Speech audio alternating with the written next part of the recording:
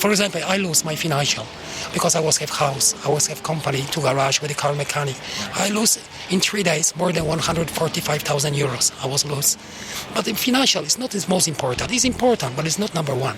The most important thing is what I lose, my ambition and my heart and my personality. I'm feeling like animals from the boot. I'm feeling like this. When I left you in the latest episode, we just got to Lviv, and after a safety briefing, we had the chance to have lunch and explore the city center for a few hours. Lviv is a historic and culturally rich city located in the western Ukraine, close to the Polish border.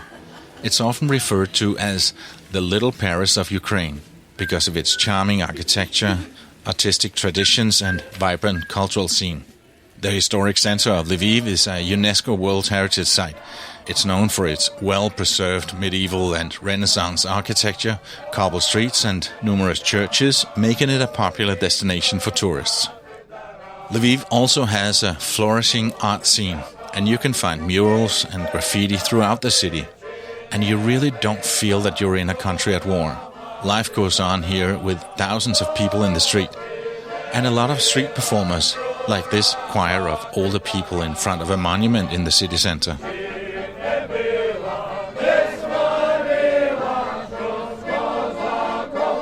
Lviv is also known for its many cultural festivals. One of the most famous is the Lviv International Jazz Festival, which draws musicians and jazz enthusiasts from around the globe. It has a strong coffee culture and is often referred to the City of Coffee or the coffee capital of Ukraine.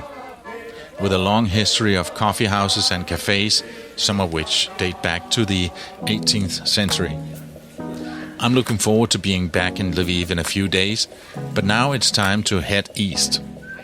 If travel is your passion and you want escapism while still upholding your work and family responsibilities, you can travel vicariously from the comfort of your own home.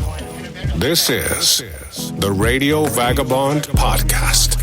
We've just spent a couple of hours in Lviv and did some shopping, had something to eat, got a safety briefing from Orest, and now we're back on the bus heading to the railway station where we're going on a 15-hour train to Kharkiv. The distance from Lviv to Kharkiv is about the same as from here to Amsterdam, I think. It's a very long ride, and we're gonna get there tomorrow morning at 8, 9-ish, and then spend some time in Kharkiv. Exactly what's going to happen is very much in the dark for us. They've planned some different visits and speaking to some locals, but exactly what's going to happen, we're not exactly sure. But that's all for safety reasons.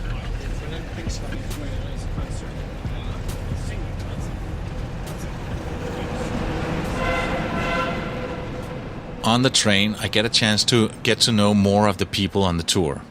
One of them is a young American from New Jersey called Lee Sandberg. Lee, why did you decide to join this trip? I got talked into it. By whom and why? My roommate, who's an experienced traveler, unlike myself, and he knew that I was very passionate about the Ukrainian cause and encouraged me to join the trip. And having been on a previous Nomad Mania trip, I went to Armenia. That was a tour led by Harry. So, I enjoyed that one, and I felt that this is a well-organized trip, and that was also sort of a volatile area.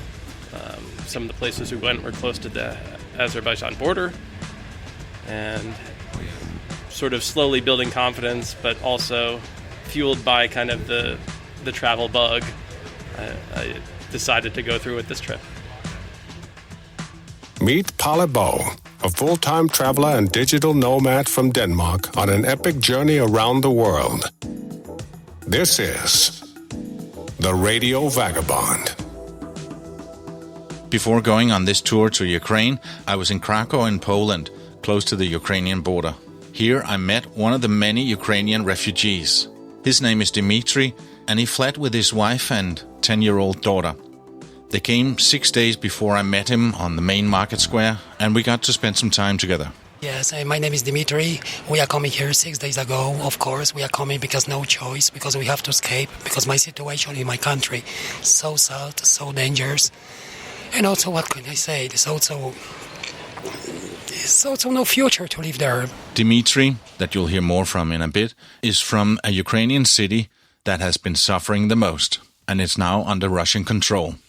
Let's take a few minutes to talk about Dimitri's city, Mariupol. If I were to describe Mariupol before the war, it would probably sound something like this. Imagine me saying this in 2021. Mariupol is a vibrant port city in the Donetsk Oblast, located in the southeastern Ukraine near the border to Russia.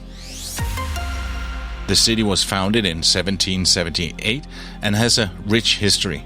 It's been influenced by various cultural and political shifts over the years, including periods of Russian, Soviet, and Ukrainian control. Mariupol is important in Ukraine as a major industrial and economic center.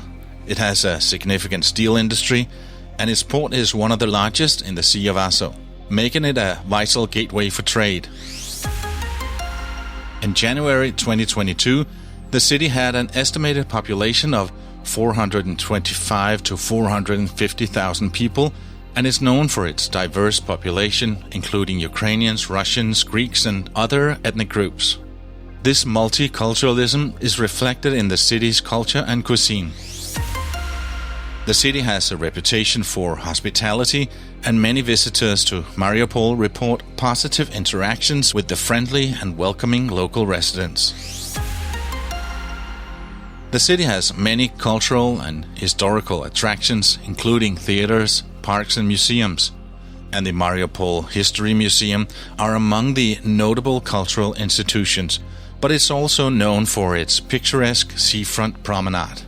This area features parks, beaches, and recreational facilities, and is a popular spot for locals and tourists, especially during the summer. Now, this is what it would sound like if I was to describe it before the Russian invasion. And this is where Dimitri and his family were living a comfortable life. Both him and his wife had businesses.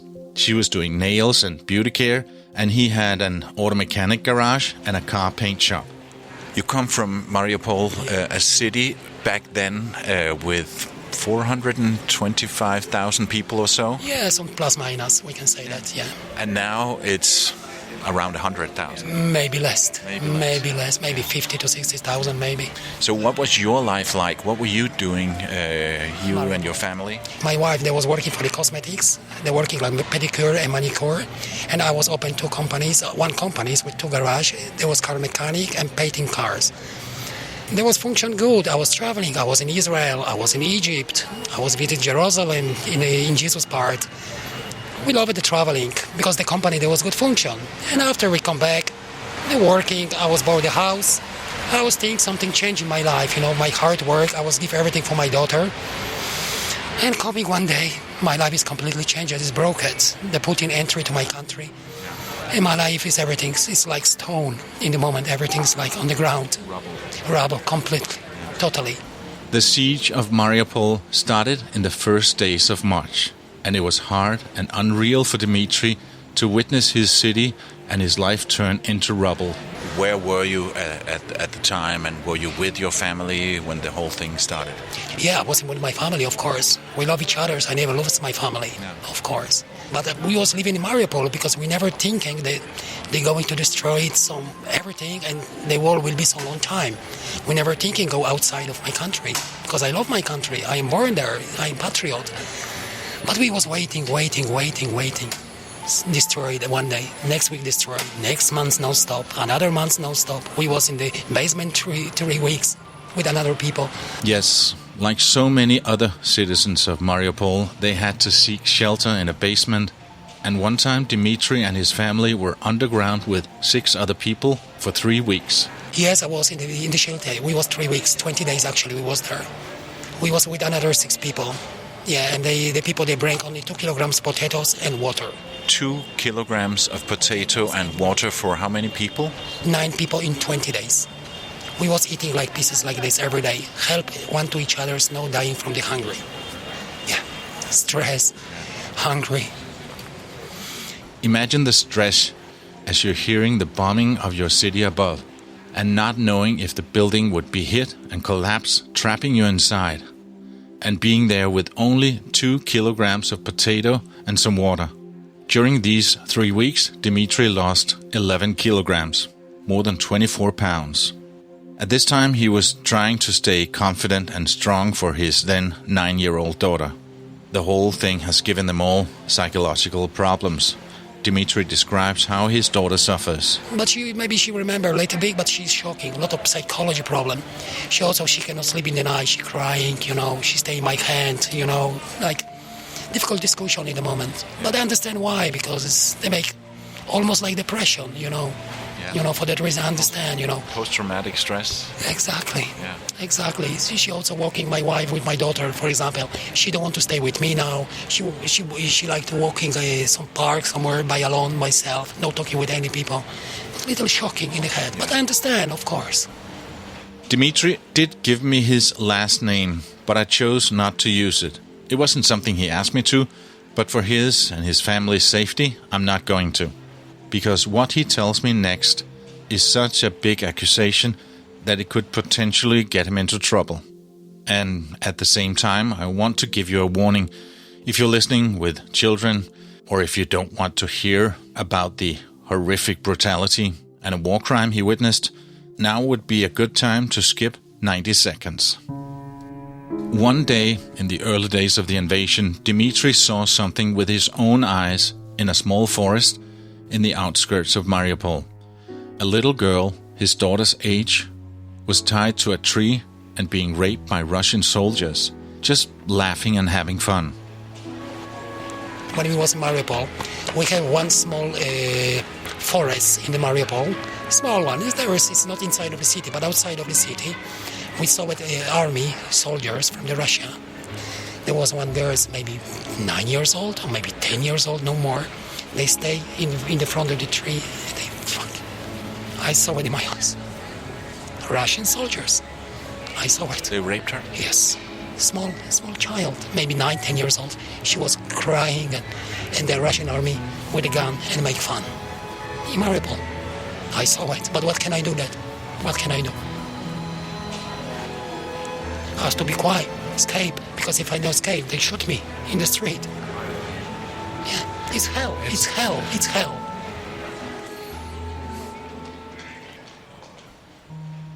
Like you, I really don't understand how a group of men, some of them maybe also being fathers, would think that it's okay to group rape an innocent little girl from their neighboring country. How can that be?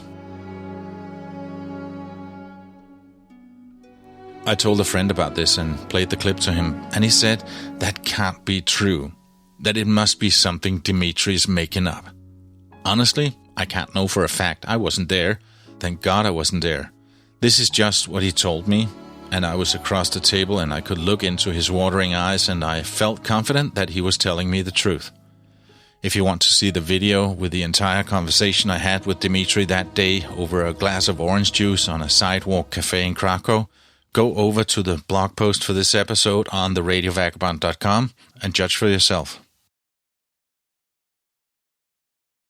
On the 28th of March, the mayor went on TV and said, "We're in the hands of the occupiers today." And a spokesperson for his office announced that nearly 5,000 people had been killed since the start of the siege. The Red Cross has called Mariupol apocalyptic. After the siege, this once beautiful city looked a lot different. And an Associated Press news crew risked everything to show that might just be true. The UN estimates that 90% of residential buildings were damaged or destroyed.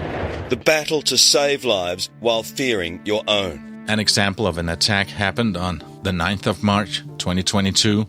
The Russian Air Force bombed the maternity hospital, killing at least 4 people and injuring at least 16, and leading to at least 1 stillbirth.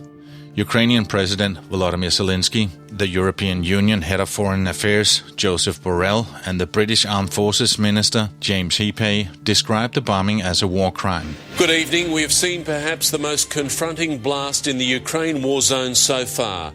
A theatre where more than 1,000 people were sheltering has been destroyed. But probably the most horrific airstrike that will go down in history happened a week later when the theatre was bombed. We don't know the death toll, but the world is assuming the worst. This building was filled with locals seeking shelter. An atrocity that was enough for the US president to brand Vladimir Putin a war criminal.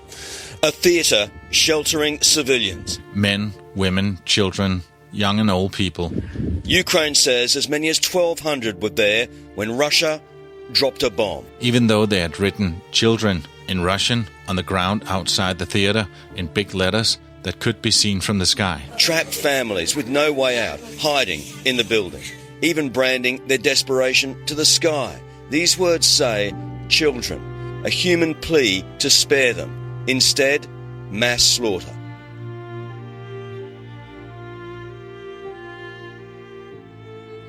Later, after thorough investigations, Amnesty called it a war crime, and in a report they said that Russian forces most likely intentionally targeted the building, knowing it was a civilian site. The Russian airstrike that crumbled the Donetsk Academic Regional Drama Theater was the deadliest single attack on civilians since the war began. Officials in Mariupol had estimated the death toll around 300 people. But evidence uncovered by the Associated Press reveals closer to 600 people were killed in and around the theater on March 16th. 70% of the population of Mariupol was forced to leave, and among those, Dimitri, his wife, and their 10-year-old daughter. At what time were you able to leave Mariupol? Last 2 months ago, because we was also in Odessa, we was in Donbass, we passed to the Bakhmut.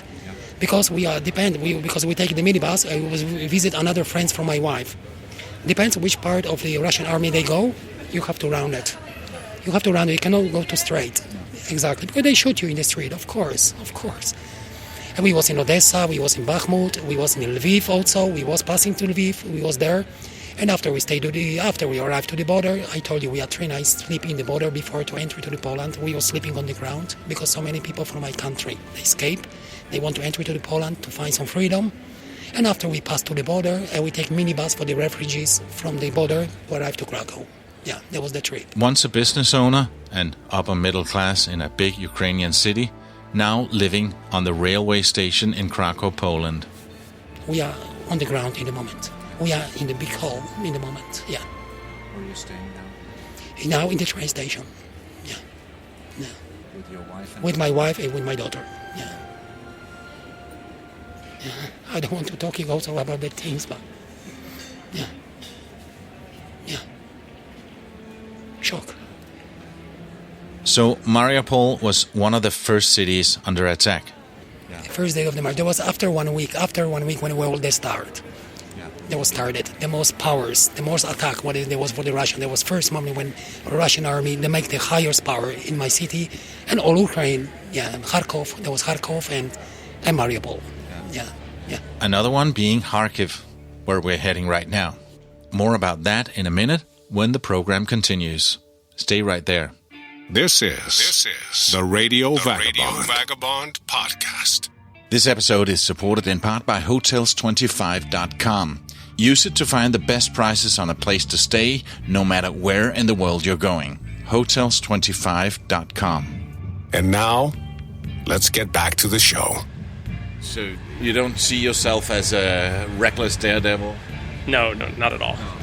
And I think just one of the things that helped was sort of reading a lot of news, reading information from Orest, and looking at his YouTube channel. And there was also a podcast. I know. By chance, I'm not sure if you've heard of it. And I mean, I think that the understanding was always clear that there was risk involved in a trip like this. But have you had conversations with friends and family and saying, "Oh, what are you thinking?" I didn't want to really involve friends and family. I wanted to stick to people that have travel experience that could be better able to judge like the true risk level versus what the sensational risk level that might be generated by someone's impression of from the news media. So especially my sisters, they said, why are you doing this? So what would your answer be? Why am I doing this? I think to support the Ukrainian cause first and foremost. If my presence here in any way was detrimental, I wouldn't have come in the first place. But hearing from people I've spoken to and being a follower of many different accounts online, I think there are ways to support not just from afar, but by being present and on the ground. And I just think that even the little bit of sort of business that we might be able to stimulate here, and also creating a bridge that sort of demystifies, destigmatizes the uncertainty and creates more sort of shows that it's not necessarily a safe space, but a space that is not necessarily off limits. It's a place that we shouldn't be cutting ties with. Ukraine is a big country, slightly larger than France, 1.5 times bigger than Spain, and around 4 times the size of the UK. It's almost the size of Texas and significantly larger than California. And since we're going from one end of the country to another, it takes a while. This is a 15-hour train ride. It also means that Lviv is far away from the front line, while Kharkiv is much closer. And right now we're on the train on our way to Kharkiv. What do you expect to see there? Unlike Lviv, which felt, aside from some of the boarded up windows, as a precaution from, I guess, explosive shock waves should they occur, I imagine from what I've read that Kharkiv will show more of the scars and signs of war, and that this will not only present itself in the facades of buildings, but the consciousness of the people there as well. I have a feeling we had kind of a fun day yesterday, and tonight when we're back at the hotel we're staying at, I have a feeling that we're going to be a little bit more quiet. That's the idea I would have as well. I think it's a matter of respect for the local population, but also following their lead. I mean, it's not... Also in a quiet state of mind as well. Yeah, and I mean, one thing that's encouraging is in the moments of sort of progress in the war in which Ukrainians are making gains, you can sort of see in their spirit represented, and hopefully if there's things to celebrate, we can do so together. If there's things to be more contemplative of, we would do that as well. You can see pictures, videos, and links and read much more on the radiovagabond.com. You can also send a few lines to Palabo and get featured on the show. Tell him where you are and what you're doing right now as you're listening to these words. Just click on Contact on theradiovagabond.com and fill out the form. After a long night on the train, we made it to Kharkiv. Andrei is our local boss. I've never seen so many people. A lot of people, a lot of names. Andrei. Yeah. What does it say here? Does it say here? Commander. Just 30 kilometers, 20 miles from the Russian border. Today, tomorrow, Andrei is the boss. The boss. We follow him and the boss of the commander. Andrei Nimkovich from the local NGO Rescue Now met us at Kharkiv station. Let's go to our bus. And now, facts about where we are. How big and how many people? Before the war, Kharkiv had a population of 1.4 million people, making it the second largest city in Ukraine after the capital Kyiv. Over half of the residents left the city at the start of the war, but officials say that many have returned to Kharkiv, with an estimated 1.2 million people currently living there. Kharkiv was the capital of the Ukrainian Socialist Republic within the Soviet Union from 1919 to 1934, and it played a crucial role during the early days of the Ukrainian Soviet government. Official languages. Ukrainian is of course the official language of Ukraine, and the majority of the population in Kharkiv speak Ukrainian. But it being so close to the Russian border, Russian is also widely spoken and understood. In recent years, and especially after the invasion, there's been a stronger emphasis on promoting the use of the Ukrainian language. Kharkiv is an industrial and economic powerhouse in Ukraine. It's known for its aerospace and defense industries, machinery manufacturing, and IT sector. The city hosts numerous technologies and innovation parks and is considered one of Ukraine's main IT hubs. Kharkiv is an important transportation hub with a major railway station and an extensive network of trams, buses, metro and trolleyways. Public transport operates on schedule and is free to use. Speaking of the Kharkiv metro, it was the second in Ukraine after Kyiv, and it opened in 1975. The metro consists of 3 lines that operate on 38.7 kilometers, 24 miles, and serve 30 stations. Many residents moved to the underground metro system to stay safe from the Russian attacks. But in May 2022, Kharkiv mayor announced that the metro would restart operations and that residents should move out of the metro system. In September 2023, small schools were created in 5 metro stations so that education would continue during the ongoing Russian bombing of Kharkiv. And that was facts about where we are. Quite a few buildings in the central area are damaged as a harsh reminder of the war going on right here. But despite everything, the city is surprisingly lively with traffic, shopping, people minding their daily business, and other indicators of normal life. So life goes on no matter what. And guys, a request, now that you've disposed of your luggage, when we get on and off, snappy, quick, do not delay. We must get out and in as fast as possible.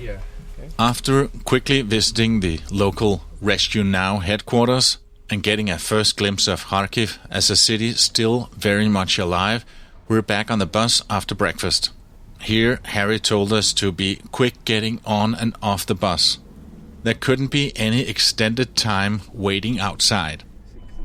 We're joining the NGO in its 3 times weekly trip to the east, providing vital aid to locals whose homes had been lost or destroyed. Okay, so we are going to one of the villages and we are going to distribute them aid, and this is an example of one package. So У кожного сім'я є така. Так, це на кожну родину. It's a package for one family. Можна. Like hygiene, you see. Це українською, а тут є запис іноземною.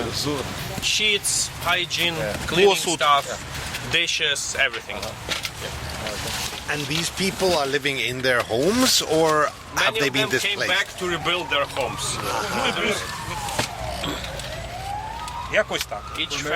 The road east of Kharkiv is well paved, but scaringly empty for traffic. The farther away from the city we went. This used to be the front line. Basically, on the left side were Russians, on the right side were Ukrainians. We passed quite a few checkpoints, and Orest and Harry reminds us not to take photos. Remember, no photos and videos of checkpoints. Unless you want to be in Ukraine for a long time. Until the end of the martial law. We lastly bypassed Izum and headed straight to the village called Kamyanka, 5 kilometers further. Everything had been flattened here. It's a village without any significance, already poor to begin with, and had been mostly reduced to rubble, with the school and hospital destroyed, and unusable car wrecks scattered around the edge of the dirt roads in this forgettable village. Can you help me, Oris, describe what we're seeing here? So we are in the village of Kamyanka, which is just south of Izum, very close to the border with Donetsk Oblast, with Donbass. This used to be, the front line was going through here. So basically there was a lot of fighting, and like there is not a single remained home. Yeah. So the pre-war population was around over 2,000 or 3,000 people. when this was liberated, 0 people lived here. And now maybe just a couple of families are starting to come back to try to rebuild, but at the moment there is no electricity, as you can see, and basically it's like it's just like an Armageddon scenery with cars smashed because of tanks rolled over them. So here in the village of Kamenka, which used to be on the front line, and the destruction we see is the result of artillery. Only with artillery you can make such a vast volume of destruction. And unfortunately, this is an example of what's happening in Ukraine along the entire front line, which spans for almost 1,000 kilometers. Before the war, the village had over 1,000 inhabitants. Only 72 of them have dared to come back. And back to what, I'm thinking?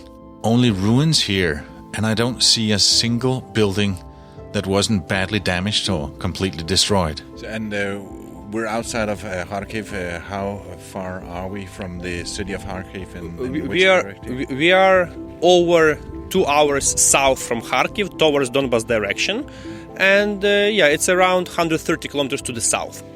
So we are on the outskirts of Izum, which is a major town in the area here. And this used to be the front line, but how far away is the front line right now? Now, around 40 kilometers to the east from here. I think if we go on some hill, we can hear the sounds of war with artillery working on both directions. But now, why we choose to come here, first of all, we wanted to see the result of the war, we will do the distribution of humanitarian aid to local population, but also because it's 40 kilometers from the front line, this is beyond the artillery range, which makes us vulnerable only for a long-range missile, but not artillery, and which gives us less chances to be the object of the attack. Yeah, and we're moving a lot. And we are always moving. We did our own intelligence. We did plans, then we confused the plans. So we try to take the highest security measures, but obviously nobody is guaranteed. We met one of these people in front of his destroyed house. А тогда 4 август. Да, август. Последний год. Так.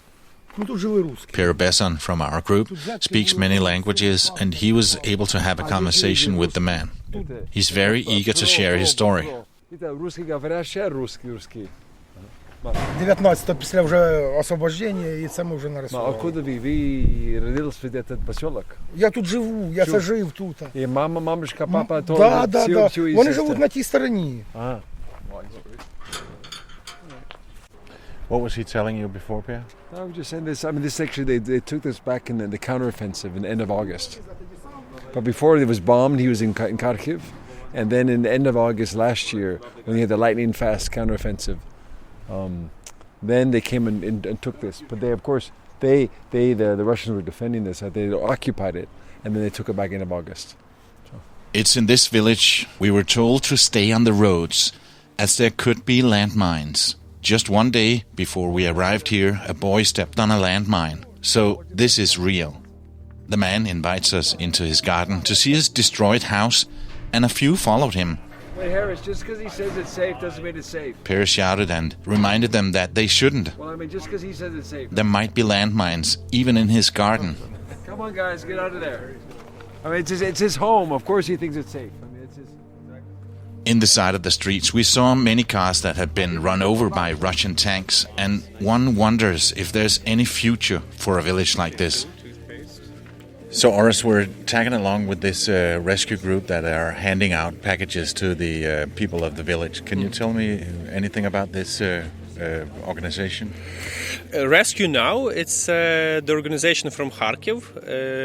The war provoked a lot of organizations to mushroom to work. And it's kind of possible to tell that there is some kind of competition between organizations because they are, competing to provide more good.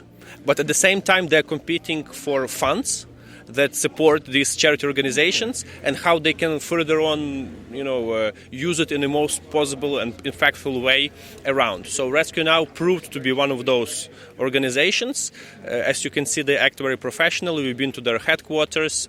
They organized security for us, permissions. this is the way how they are building bridges between local communities and the rest of the world. So they're handed a Так прямо їхати, чи так повернете? Я не знаю, у нас керівник вирішує. Хоч сувенірів. Сувенірів? Не треба, дякую. Патрони в мене там є. Ой-ой-ой. Любого калібра. So the man is telling, like, please visit my estate. I have souvenirs for you. And those are like bullet shells, maybe some exploded part. Like, I don't think we need those souvenirs. Something I want to tell that this is not a tour in the classic sense. You know, we are not war tourists. We don't promote dark tourism. This is an impactful trip which aims to show the reality on the ground, feel it, and also our international community from Nomadmania, which is here, right? You will be the messengers, right, of Ukraine from here. And obviously, just the fact that you are able to come already means a lot to local people. So we are very grateful to see visitors in Ukraine. We're greeted with smiles, and I was just handed a Ukrainian flag here. And what's in the boxes? We opened one before in the parking lot.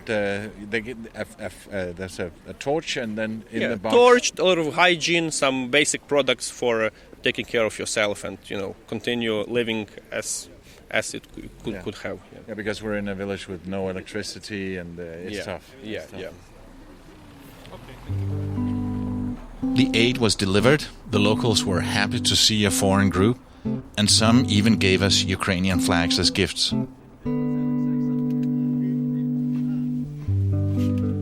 In Izum, we also saw many destroyed buildings that have become tombs for people hiding in the basements, with almost every government building shattered or at least partially destroyed. A big "I love Izum" sign stands almost ironically in the middle of these ruins. Another meaningful stop in Izum was visiting a small back building where women were sewing camouflage for their soldiers. Okay, so this is the way where they make these nets, which use as a cover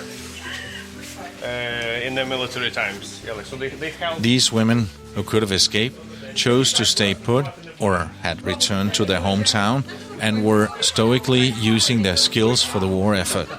As I mentioned earlier, there's been a stronger emphasis on promoting the use of the Ukrainian language. But being so close to the Russian border, Russian is also widely spoken and understood. And for some people, it's their mother tongue. In this little workshop, I noticed that they had a jar where it said that they should pay a little money if they accidentally spoke Russian. Kind of a swear jar, to be used only if you spoke Russian. And you could swear as much as you liked. There was an older woman in a blue knitted shirt with short grey hair, sitting at one of the tables working on a camouflage net for the troops. She looked at us, and I guess she realized that she had an audience and saw a soapbox. And boy, did she have things to share. She started in Ukrainian and then ignored the Russian swear jar on the table and switched to her native language, Russian, to be able to express herself better. I had someone translate what she said. We don't need gold. We don't need money. We need peace. We need our children, grandchildren, relatives to be alive. We have the right to live. All people want to live without war. We are Ukrainians. I want peace in the world. I want peace for everyone. I want peace for the English, for the Americans, for the Israelis. I want peace everywhere. I think that the whole world needs to help Ukraine. I don't know how. I'm not a politician. I'm just a normal woman, but I know that we need help. We really need help. Once Zelensky said, I want to look Putin in the eyes. And I also really want to look him in the eyes, because he is lying. It's a lie. It's a lie. Why did he attack? Ukraine is not to blame. We have democracy. We really have democracy, because Ukrainians are such a people that we can't stop halfway. We defend our own, our homeland, defend our children, our wives, our mothers. Please report this to everyone. You have already seen the city. What a disaster. When Russians came here, they walked around our villages, our small town. They came to our apartments. They were surprised how we live. How can Ukraine live so well, they said.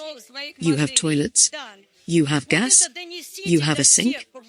I'm telling the truth about what happened here. And they say they came to free us. No, we will fight for freedom. Can you imagine? We were in a small town. And I saw people I know, people who died. Families were in the basement, just in the basement. They threw a bomb. Such a beautiful family. And they all died.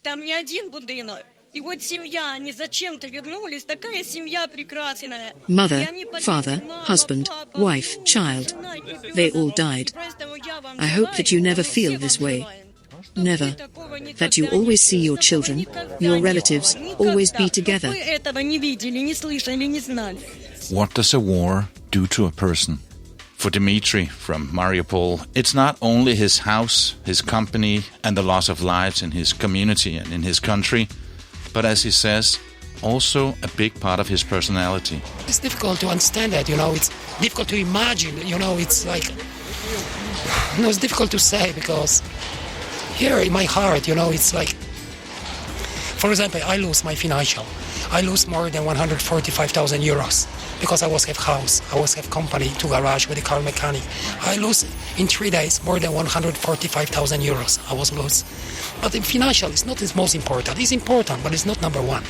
The most important thing is what I lose, my ambition and my heart and my personality. I'm feeling like animals from the body. I'm feeling like this. Yeah. And when I asked him about the future for himself and his family, Dimitri doesn't really have an answer. So what do you think your future looks like? Future. What can I think about the future? In today, I cannot think anything about my future. If I know start before then start the job, my daughter go to education, go to school. This is the most important things what we need with my wife. What can I plan? Nothing in the moment. Nothing. In the moment, nothing. Because everything blocked me in the moment. My psychology, my financial. I don't want to cry, but nothing. In the moment, nothing. Yeah. Join me in the next episode where we continue the eye-opening visit and arrive to Kyiv, the capital of Ukraine. Next week on the Radio Vagabond. Guys, this is not a joke. Guys, let's go to the shelter now. Shelter!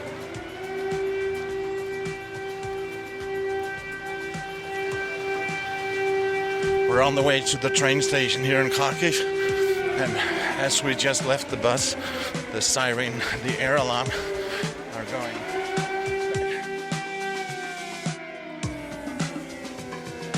As we just left the bus. In this one, I played clip from Associated Press and 7 News Australia. My name's Palabo, and I gotta keep moving. See ya.